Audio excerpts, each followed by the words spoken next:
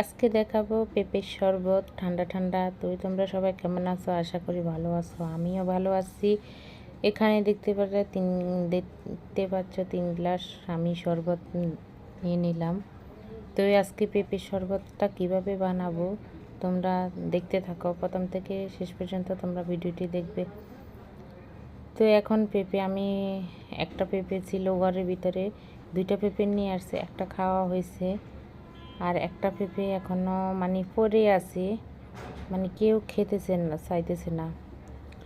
তো ভাবলাম আজকে শরবত বানিয়ে দেখি যদি সবাই খেয়ে থাকে।